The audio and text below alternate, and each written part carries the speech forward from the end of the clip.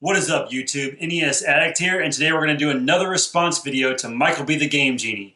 Top 3 comic book games. All that and more. Next.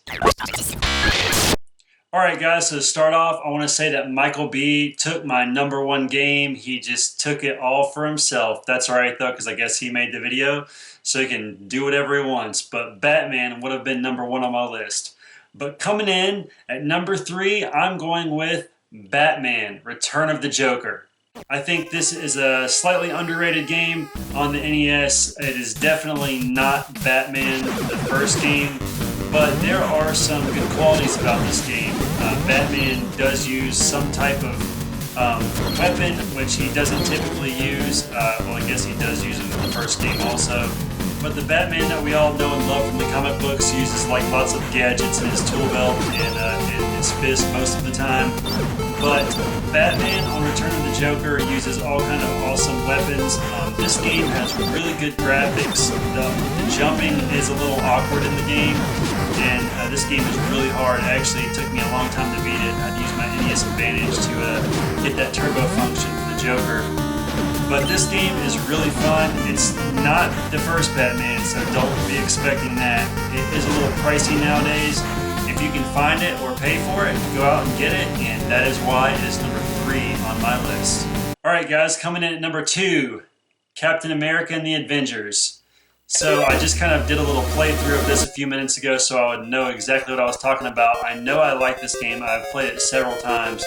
But while playing it, I kind of remembered something that I'd forgotten about it. For some reason, some of this game takes place in South Carolina. You actually go to Columbia, and I don't know if it's Charleston, South Carolina or not, but the whole game starts out saying Charleston is being attacked, which is kind of cool. So Captain makes his way up from Florida, up the East Coast, and at some point you get to play with Hawkeye.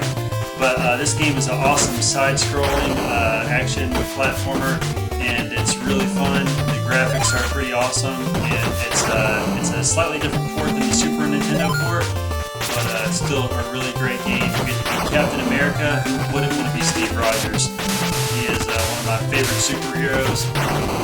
So yeah, if you haven't played Captain America and the Avengers, try to find it and give it a try. It is a bit harder to find these days, but it's out there, so just keep looking. That's why it's #2 on my list. Alright guys, coming in at #1. A lot of people probably don't remember that this was actually a comic book before it was a cartoon series. I think it's mostly known for being a cartoon series. This is kind of a hard game to come across also. That's not why it's good. It's good because it's a great game, and that is Bucky OHare.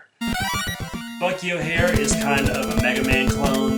This is made by Konami, and it is a great game. You get to start out as Bucky. You get to choose what planet you go to start saving all of your friends, and then you get to take on the Captain, Toad, at the end.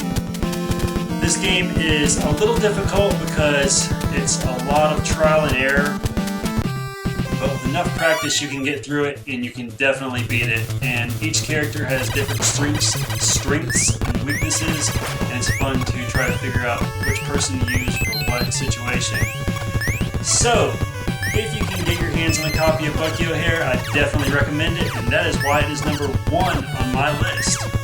Alright guys, so that's it. 1, 2, and 3 on my list of comic book games. Thank you, Michael B. the Game Genie, for doing another Top 3 Tuesday.